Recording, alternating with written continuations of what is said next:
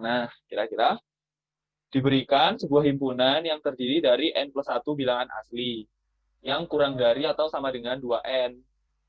Tunjukkan bahwa di dalam himpunan tersebut pasti ada suatu bilangan yang membagi bilangan yang lain. Pilih n plus 1 bilangan asli itu, saya pikirkan pemfaktoran primanya gitu ya. Bayangin pemfaktoran primanya. Setelah dibayangin, eh, tulis gitu ya, misalkan. Tulis n plus 1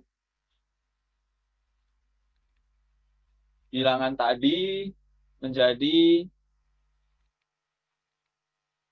misalkan bilangannya apa ya, AI gitu ya, misalkan bilangannya AI, tulis jadi 2 pangkat sesuatu gitu ya, 2 pangkat BI gitu misalkan, dikali CI, tapi CI-nya harus ganjil gitu ya. Jadi AI bilangan yang tadi kita pilih, kita tulis jadi 2 pangkat BI kali CI, CI-nya ganjil. Contoh, misalkan contoh biar kebayang, 10. 10 itu kita tulis jadi 2 kali 5. Kalau berapa? 12. Kalau 12 kita tulis jadi 2 kuadrat kali 3. Jadi misalkan gitu. Duanya itu kita fullin gitu ya. Kita fullin lalu ganjilnya kita tulis. Atau misalkan yang ganjilnya double, berapa ya? 30. Misalkan kalau 30 berarti nulisnya ya 2 kali 15 gitu ya. CI-nya ini nggak harus prima. Ganjil nggak harus prima. Gitu. Nah, setelah ngebayangin itu, ketika n plus 1 bilangan asli tadi kita ambil, jadi kalau di sini burungnya adalah n plus 1 bilangan asli itu, burung n plus 1 bilangan asli yang diambil,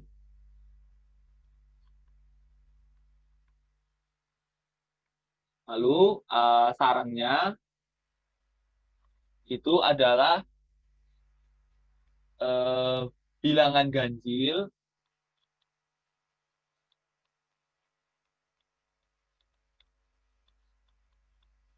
kurang dari 2n.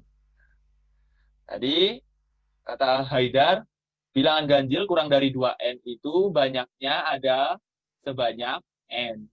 Banyak sarang n.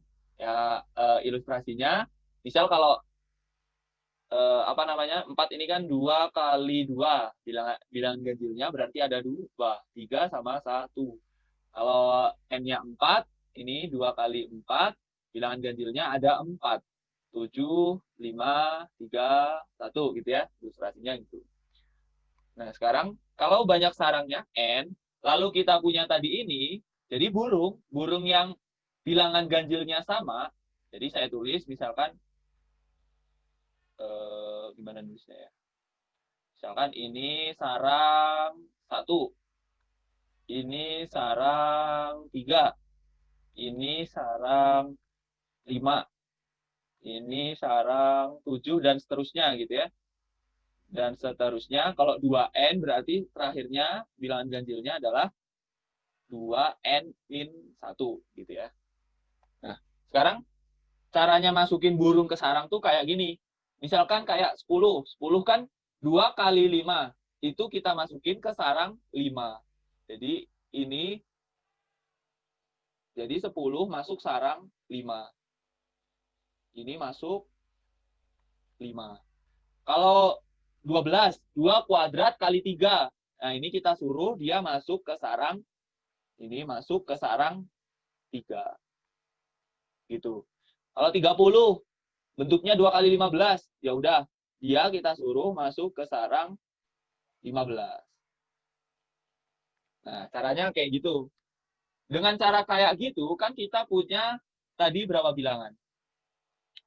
N plus 1. Kita punya burungnya N plus 1. Lalu kita punya sarangnya ada sebanyak N. Artinya bakal ada satu sarang yang anggotanya berapa? 2. Bakal ada suatu sarang yang anggotanya minimal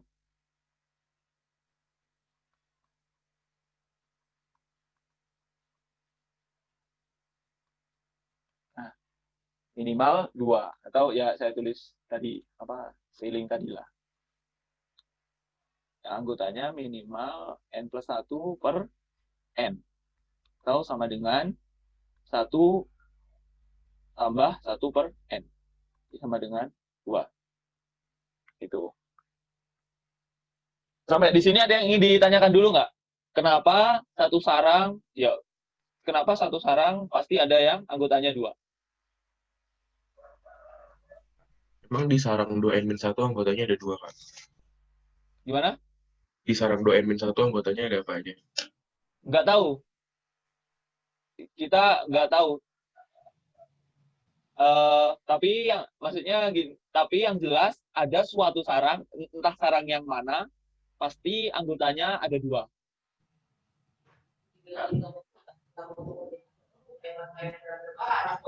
Oh ya. Apa ini? Ya kan, kayak ada 3 burung, misalkan n-nya 2. Misalkan n-nya 2, berarti kan ada 3 burung, lalu mau masuk 2 sarang. Kan pasti ada yang ini, ada sarang yang isinya 2 gitu kan.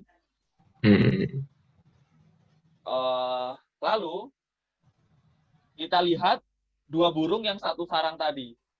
Tadi kita masukin, misalkan kayak 10, kan 2 kali 5, kita masukin ke sarang 5.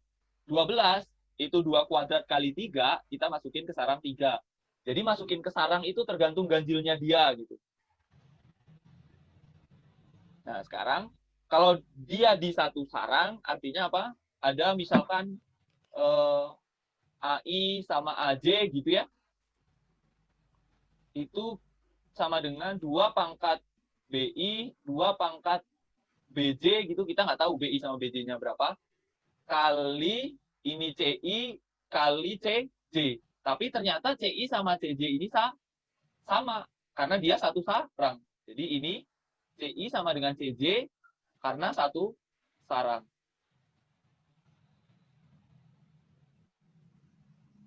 Kalau contoh bilangannya misalkan ini, 3 sama 6. 3 itu kan kita tulis jadi, aduh susah ganti warnanya. Iya. 3 ini kan bisa kita tulis jadi 2 pangkat 0 kali 3.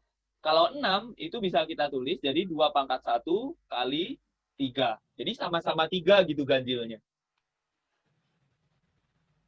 Mereka akan masuk satu sarang. Nah, selanjutnya tinggal kita lihat mana yang lebih besar. Kalau CI sama CJ-nya udah sama, misal AI-nya lebih besar dari AJ gitu. Misalkan AI-nya lebih besar dari AJ, maka pasti